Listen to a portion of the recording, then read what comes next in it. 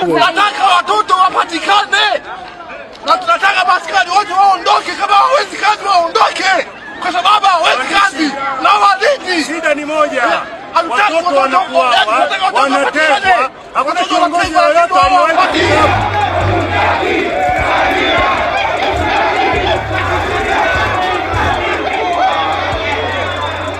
Yes, huko unasikiliza matangazo yetu kutoka Baraka One TV, ikiwa ni tarehe 31 mwezi ni wa 10 mwaka 2025, majira ni saa 6 saa za Afrika Kati, ikiwa ni 7 majira ya Afrika ya Mashariki. The one and only town, baba la baba, mzee wa Ngwasuma, Rajab Wakili Kabonga, ndiye niko nakurushia haya matangazo kutoka nchini Jamhuri ya Kidemokrasia ya Kongo na ndani ya jiji la Baraka. Karibuni sana bwana kote makongo na tusikiliza Mbondo na wapa salamu pesere yote ya Alonja. Big up sana kwa kazi kubwa mmefanya, pia pesere ya Makobola na mama yetu pale kiongozi wa pesere Makobola na wote pale wazee wa mikakati Makobola, na wapendi salamu zangu tuweze kuwafikia. Na ndugu jamaa na marafiki wote kwenye mkono natusikiliza kutoka Baraka na sehemu zingine nchini Jamhuri ya Kidemokrasia ya Kongo, na wale wote ambao wako chini ya mikono magaidi wa M23 Goma, Bukavu, Minova na sehemu zingine, na wapeni salamu na wapeni pole sana. Mada ambayo tutakwenda kuzungumzia hapa ni vitu vile vikubwa. Tunaanza kwanza na maandamano ambayo yanazidi kupata sura mpya nchini Tanzania. Maandamano yametoka kwenye masuala ya uchaguzi, sasa yamekuwa ni maandamano yenye kuwa na nia sasa ya kuelekea kuiangusha serikali ya Tanzania. Na huku waandamanaji wakianza kuwalenga wale wote ambao walikuwa wanaonekana kushirikiana na serikali ya Mama Samia Suluhu Hassan, mpaka kufikia hatua ya msanii Diamond Platnumz kuweza kufuta picha zote na video zote alizozifanya akiwa kwenye kampeni ya CCM. Hii ina ishara gani?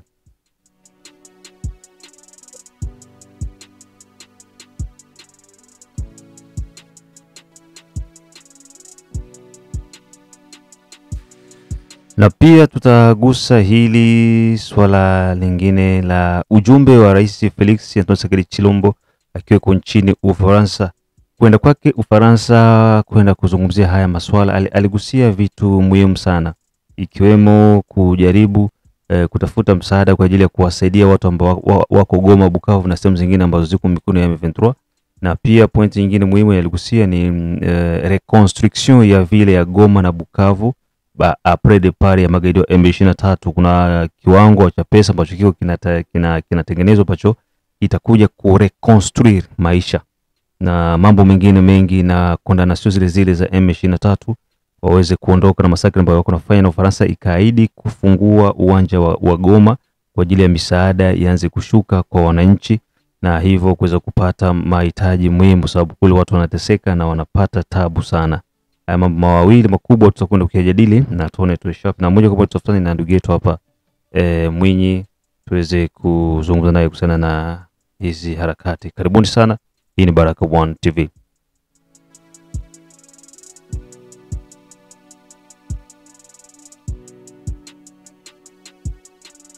Yes, baba la baba, karibu sana bwana. Niambie mwanangu, umenipata vizuri hapa? Hapa na kusoma. Vipi kule ni kwema? Huko kwema. Sijui wewe huko unaendeleaje?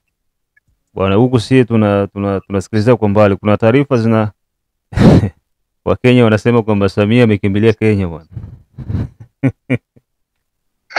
Ni kweli, na Kikwete amekimbia na yeye. Wanasema mama mitano tena. Mambo ni hatari Tanzania.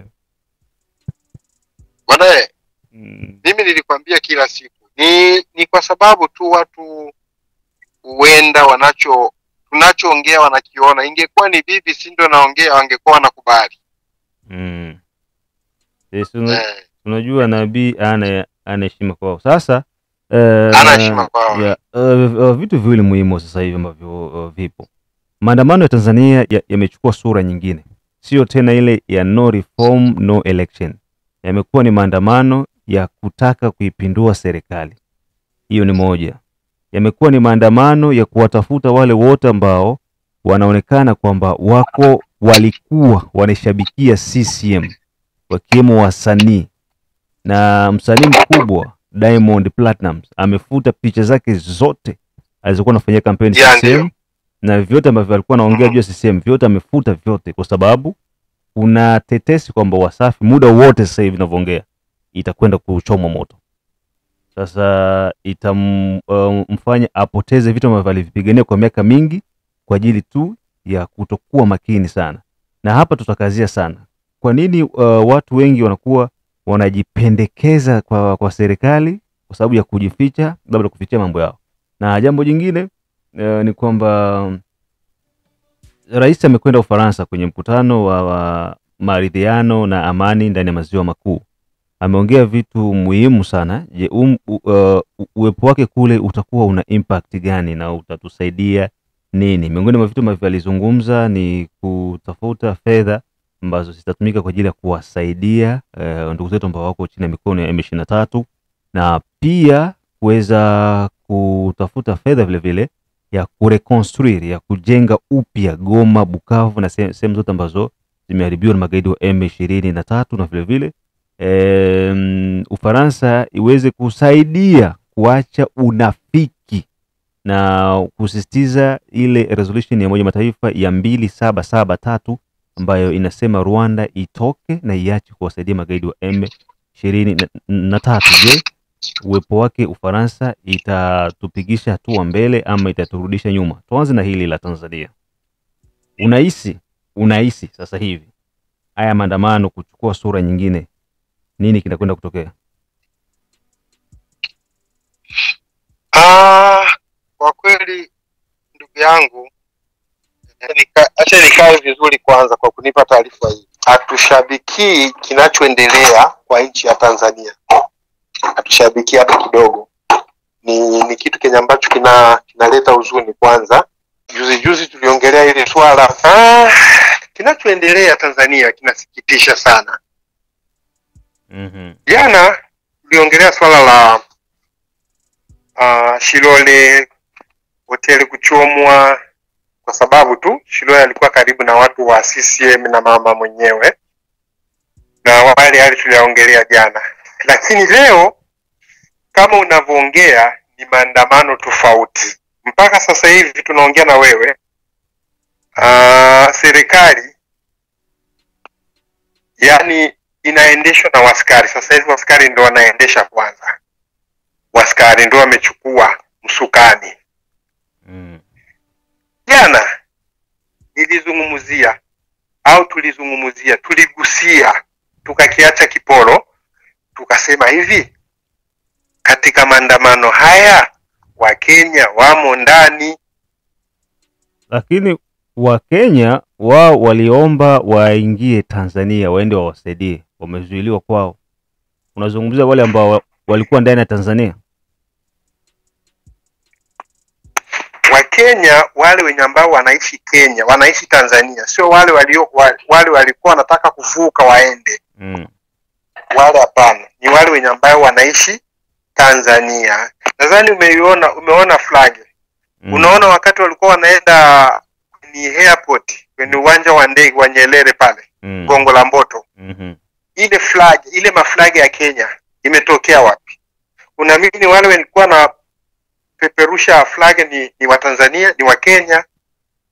Airport si kuna flag za nchi mbalimbali. Kwa hiyo lakini wale walionekana, hata yule jamaa alikuwa anasema tuliniambia sisi tumeanzisha Kenya na tutayamaliza mpaka hapa Tanzania. Unaona ule jamaa. Kwa hiyo hata kamanda mwenyewe wa askari, makamanda wanajua kama Wakenya wapo. Hiyo sio mada. Sababu hii jenzi yenyewe nadhani Kenya ndo kabisa, lakini maandamano haya yamesababishwa mpaka hapa tulipofikia. Shida ni nini? Mbona viongozi hawawezi kuwa wasarabu? Tuangalie kiongozi wa Malawi. Alikubali kushinda na alikubali kushinda na kaondoka. wa Botswana, kama ni wa Botswana, kama ni wa wapi sijakosea unikosoe, ule ni wa Botswana kama ni wapi. Ya Botswana pia wanani ule wamepata rais pia. Ule alikuwepo alikubali kushindwa na kaondoka. Na ni wa wapi mwingine yule, ni wa sijui wa wapi, Ghana sijui ni wapi, kama ni Kameruni. Ghana ameondoka, rais aliwahi kushindwa, wakapana mkono akatoka. Inakuaje kwa huyu mama? Haya maandamano aliyosababisha ni huyu mama. Mazoea. Wao kama ni mazoea yani ya Watanzania, kwamba wana mazoea kwamba wakiongea tu, polisi akiongea wanaogopa, ndo wakazoea vile. Yes. Tutawatishia tu na wataka majumbani kwao. Nilikwambia baba mwandishi wa habari, mwandishi wangu, nilikwambia hivi, njaa ni kitu kibaya sana. Njaa mtu haogopi kufa. Njaa, mtu akitakuwa na njaa haogopi kufa. Haogopi kufa. Sababu anasema nikikaa hapa nitakufa, nikienda huko nitakufa mara 10 nifie huko mbele. Na sio ndo kama kwetu nyumbani Kongo. Sio kila askari aliingia kupigania nchi. Kuna mwingine aliona mama yake wanaua mama yake, anaua babake. Kuna mwingine ni hali ya wamempola kila kitu. Wameventura wakamuiba kila kitu. Kwa hiyo kinachobaki wewe kama mtoto wa kiume ni kufanya nini? Si kwenda kupigania haki yako. Hana cha kupoteza. Hauna cha kupoteza tena. Mama ameshampoteza, baba washampoteza. Hii kitu kimeshawahi kutokea Rwanda, Burundi kwa ile vita. Huko sio mada. Mada yetu leo ni maandamano ya nini? Haya maandamano yamesababishwa na Mama Samia, na walipokosea ni kitu kimoja. Walikosea, sema nyambaye walikosea. Walikosea baada ya kuanza kuwateka viongozi wa CCM. Kama unakumbuka hiki kipindi kenye ambacho banapitia CCM, wangekuwa na busara ya kutosha, wangetumia ile njama waliotumia wakati wa Kikwete. Sababu CCM ilitakiwa ianguke kabisa kupotea wakati wa Kikwete. Lakini wakati wa Kikwete walikaa chini, wakatafuta kiongozi mwenye ambaye, wakatafuta mtu mwenye ambaye alitakiwa awashawishi wananchi. Na waliomtafuta ni nani? Wakamtafuta Magufuli. Sababu Magufuli katika utawala wote hakuwa na doa yoyote. Aliwahi kuwa kati waziri wa ujenzi, akatoka hapo ndo mpaka kufikia alikuwa na sifa yote.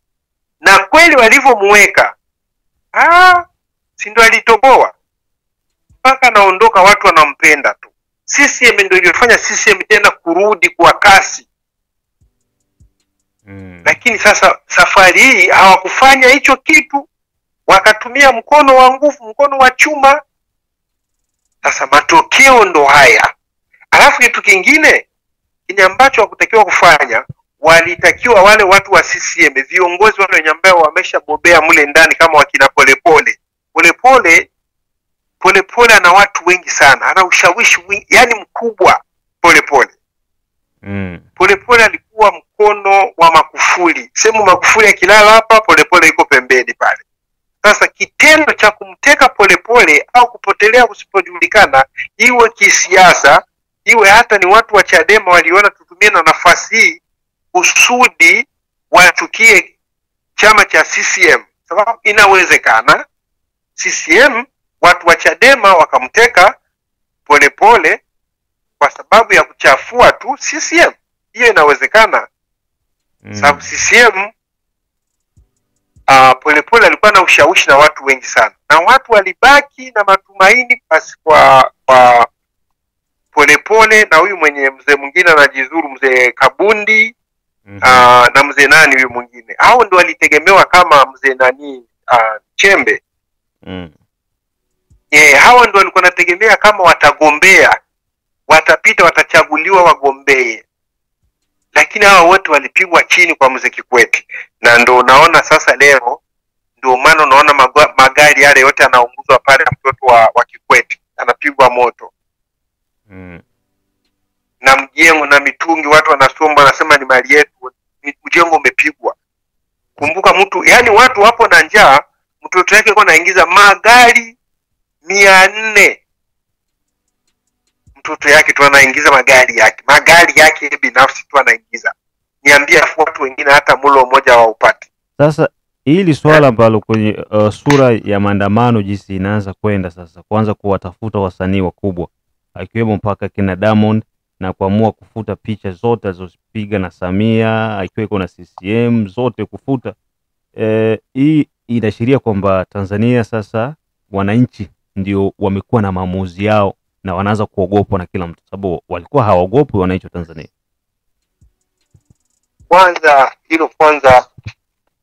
Hilo kwanza mimi sijalipenda, sababu linaenda kwenye maisha ya binafsi. Na ukikuta kama wakina Diamond walikuwa wanashabikia, sio kuwa kwanza hawa niliongea mimi jana, hawa watu wa nini wanaitwa nani hawa wa wasanii Basata walio wapeleka wasanii kuchama cha CCM bila wenyewe kujitambua ni Basata. Kama vile wakina Manara, huyu wengine wa viongozi wa mpira wa Yanga, unaona, wa Simba, wengi miongoni mwao wanasapoti CCM. Ni wadogo sana. Simba na Yanga, yani CCM iliingiza mikono kwenye michezo CCM, na ndio ilikuwahudumia ni CCM. Na mpaka kwenye makampeni, wakati walikuwa wanaenda wanafanya makampeni, ni CCM ndio ilikuwa, wasanii ndio walikuwa wanaenda wanafanya mambo ya kampeni na vitu vingine. Sasa hiki kitu sio sahihi, ila mwenyewe binafsi,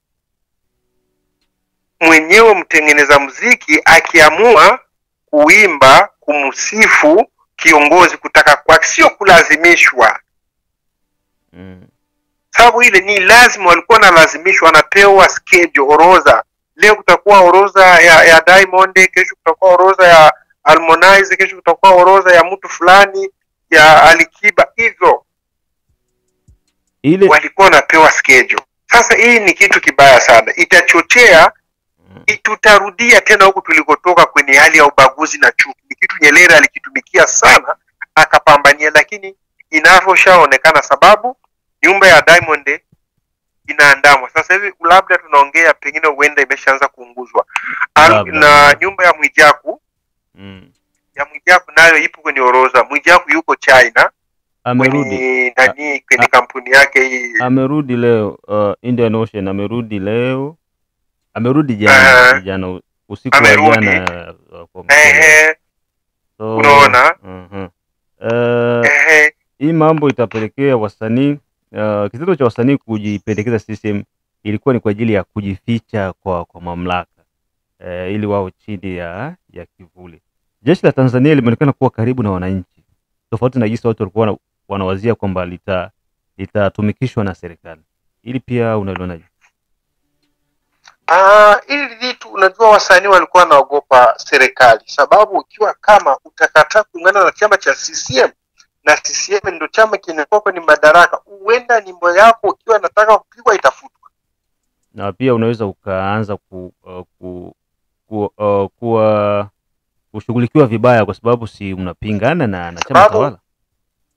Wote wenye ambao sio watu wenye kusupport CCM, kwa mfano Mkatoliki alikuwa na support Chadema, uliona kilichomtokea, alitekwa. Naye wa Mitego alitekwa na yeye hivyo.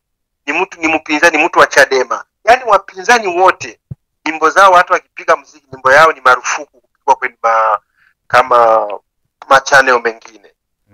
Sasa kwa wewe na wewe kusudi upate kinywa kiende mkononi, basi ukaona sio tabu, lakini sio kila mtu yupo kwenye CCM anapenda, hapana.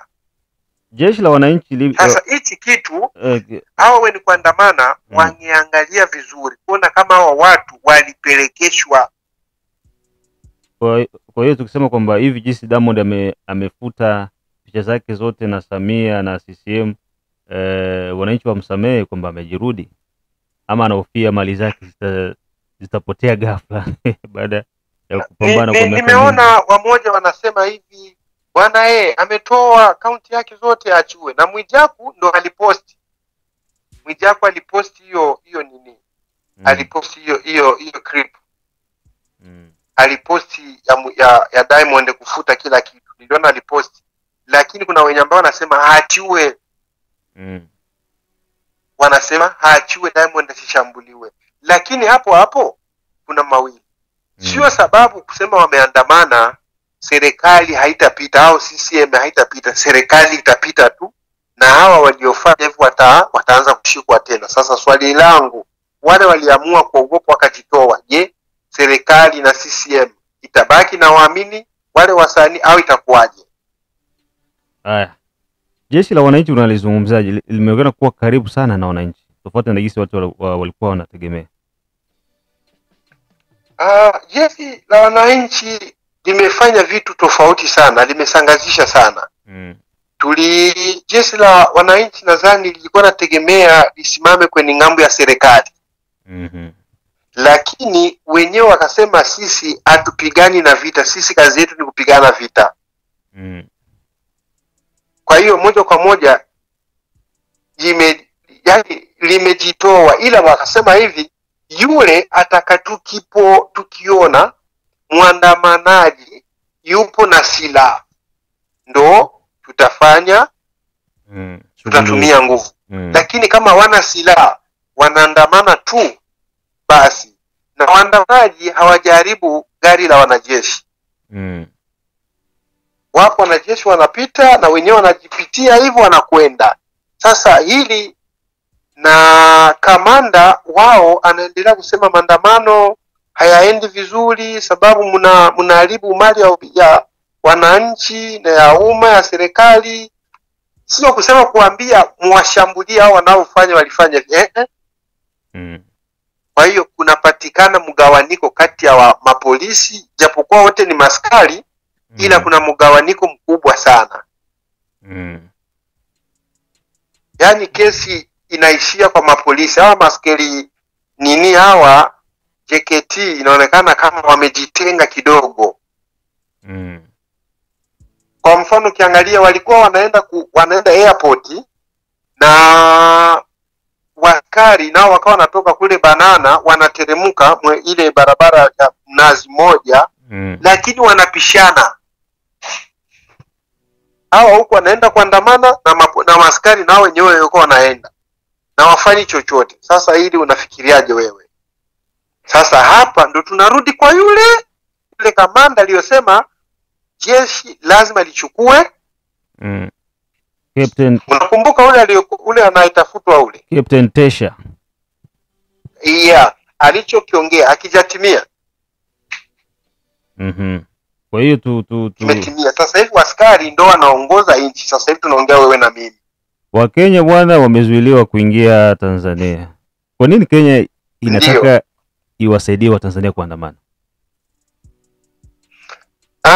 Walikuwa wanaenda kuandamana sababu sio kuandamana kwa sababu ya Watanzania wanachokifanya, ila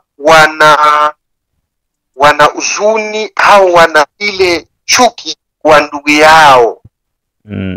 Na wale wanaokwenda si wa chama cha ngambo ya Ruto, ni chama cha wapinzani cha mule Mkenya. Wanaenda kuunga mkono wanaenda kuunga mkono Chadema. Tuseme kwamba Wakenya wanaichukia serikali ya CCM, ndio wanataka iondoke. Yes, ndiyo sababu Kenya CCM wanaichukulia kama vile chama cha Ruto. Hivi alivyokimbilia anaenda Kenya, unafikiria nani aliyompokelea? Sasa hii swala la maandamano Tanzania liko nazidi kukua siku hadi siku. Tutakuwa tunazungumzia engo mbalimbali. Hata ndege watu wenye kusafiri nini Istanbul wamesimamia Turki, wamesimamia pale, wanamwambia hakuna ndege ya kutoka wala kuingia. tutakuwa tunalizungumzia kulingana na kisi muda kunaenda. Kwa hizo dakika ambazo zimebaki tuzungumzie ziara ya Rais Felix kwenda Ufaransa. Amezungumzia kwamba baada ya vita tutatengeneza upya Goma na Bukavu na maeneo mengine.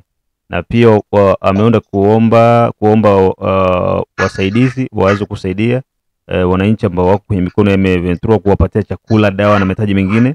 Na Ufaransa pia imeahidi kwamba itafungua airport ya Goma, na kiujumla wameahidi M23 itoke kabisa, RDF itoke na Rwanda iache kuwasaidia.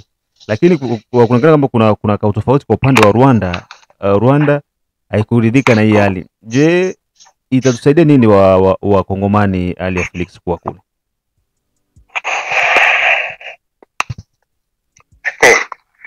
Ndugu yangu, wenye wanaotufuata vipindi hivi tunawaomba tu wawe na utulivu. Mimi niliwahi kuongea siku moja kwenye radio ya Baraka One. Niliwahi kutoa maoni, nikasema maoni hapo hivi. Huu mchezo unaochezeka ni mchezo wa paka na panya. Unakumbuka? Ni mchezo wa paka na panya. Kama Ufaransa atakuwa na siasa ya kumponda Kagame kupitia waasi, ikiwezekana, kwa nini? Inakuwaje wakati watu wanapiga kelele, bwana huyo mtu anaweza kukuwekea sumu, lakini Tshisekedi yupo karibu sana na rais wa Ufaransa, Macron.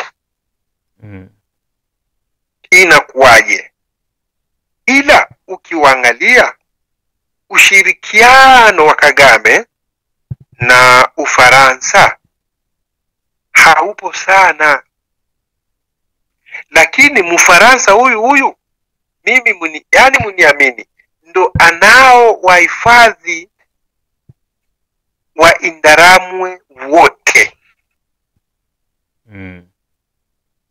Yeye ndo mwenye kuchukua responsible. Yeye.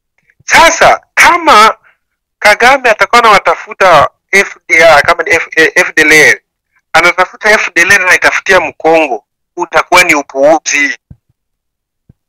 Kwa nini Kagame hajawahi kutoa sauti ya kumshutumu Ufaransa? Kwa nini hajatoa sauti ya kumshutumu rais wa Ivory Coast? Huko ndo kuna kikosi kilipelekwa kule. Na ndo mimi huko ndo sio mada. Nirudi haraka. Na ndo baada kile kikosi kilipelekwa kule, na kikosi kiliotoka Ivory Coast kwenda kutafuta kushambulia Burkina Faso ni wale wa Indaramwe. Hiyo ni kugusie tu. Na ndo maana Traore Burkina Faso wa Ibrahimu aliwahi kwenda kuonana na Kagame, kwa sababu aligundua kama kile kikosi Ufaransa alitafuta kukitumia kwenda kushambulia pale, na wamoja walikamatwa. Hiyo ni chini ya carpet kwa mkia huko. Turudi kwenye mada yetu. Hali ya kutoka pale kwenda kule, swali langu kwanza, mimi na maswali matatu au manne. Ni nani alishamwambia kama vita inaisha?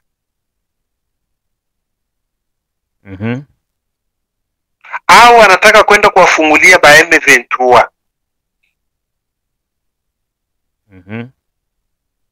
Hilo ni swali tunaweza tukajiuliza, sababu vita bado ipo. Hakujakuwa dalili ya hawa wa M23 kutoka. Hiyo dalili bado haijaonekana. Dalili ya kuonekana ni kutoka kwa mtutu. Hakujakuwa na makubaliano ba M23 basiingie kwenye serikali. Na kama itakuwa Tshisekedi rais, kama atajichanganya na yeye atakimbia nchi. Mimi narudia tena mara nyingine, Tshisekedi hakijichanganya atakimbia nchi. Hapo sasa na wandugu yetu wa Kasai watatafuta kwa kwenda. Mimi naongea hii bila kuwa na unafiki, sababu weni kumsupport, weni kukinga hii vita isiende ni Waswahili. Wasijidanganye watu walikuwa Kinshasa wana nguvu yoyote, hawana nguvu yoyote. Ni Waswahili, narudilia tena hiki kipindi. hawataki kabisa, walimchoka Kabila kama vile wanachoka chama cha CCM, wanakichoka.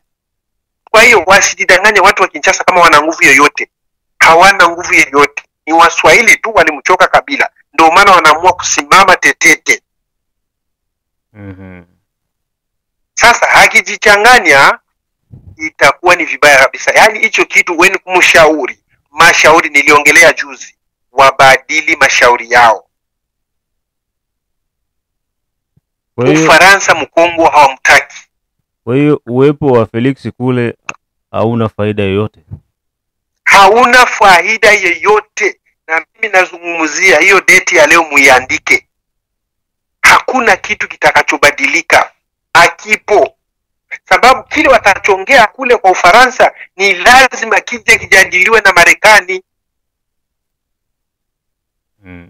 Kama Marekani alishindwa kutatua suluhisho, kutoa na kusaini ya ovyo ovyo ile ya kusumbua tu watu, Ufaransa hana chochote kule, kwa ana tatizo kibao na simu inakabwa huko na njia nyingi. Ila anachotaka Ufaransa tu ni kutafuta kunyonya hela nyingi kwa Kisekedi. Sio kusema kwenda kumaliza vita. Huo ni upuuzi. Ile vita ni kuingiliwa na watu wengi sana. Ni vita inatakiwa Qatar apatikane pale, Marekani apatikane, Mbelgi apatikane na Ufaransa apatikane. Alafu ndo kuitwa wakina Kagame na wakina Museveni na Kabila na mwenye Kisekedi. Ndo watu wanatakiwa kwa hiyo vita wakae kwenye meza moja. Museveni alalikwa akuenda, Kagame akuenda. Rais wetu ndo alijikuta kule katika nchi za maziwa makuu ni yeye mwenyewe. Ndayishimiye pia hakwenda. Ndiyo. Yaani kama hao wakwenda, Museveni kama akwenda na Kagame kama kwenda, basi vita ingaliki pale pale. Yaani hapa yeye Rais Kisekedi Kenya anaenda kuonga, kwa sababu kule ndo kuna familia yake na Ubelgi ndo kuna familia yake, na kule hawajawahi kulahumu. Huo ndo ukweli jamani. Okay. Yaani yupo Kongo, yaani familia yake iko kule Ufaransa, na hicho kitu kinaeleweka, na familia yake ipo Ubelgiji. Mali yake yote Rais Kisekedi na yeye yapo ni nchi, yaani iko huko. Mkongo hamna chochote, manake yeye leo akiondoka naondoka tu, anapata ndege ondoka. Kwa hiyo anaenda kutengeneza mazingira yake yeye, sio kutengeneza mazingira ya Kongo. Uwe ni uongo. Aje tuambie hapa, juzi alisema hivi, masuala ya vita ya Kongo itamalizika na sisi wenyewe Wakongomani wenyewe bila kutoka nje. Au mimi nimekosea? Yeye alitamka kwa kinywa chake. Sasa leo kama ni matatizo tutamaliza sisi wenyewe, ni nani alishamtuma aende huko Ufaransa?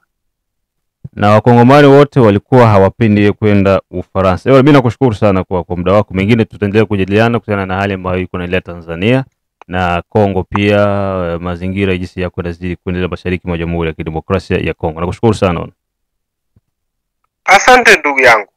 Okay, sawa. So hiyo ambayo unasikiliza ni Baraka1 TV, na tulikuwa tuko na mchambuzi wetu Bwana Amadi Mwinyi. Kwa hiyo hayo namba tuko nayo. Mengine tukutane majira ya saa 9 pamoja na saa 12. Bye bye.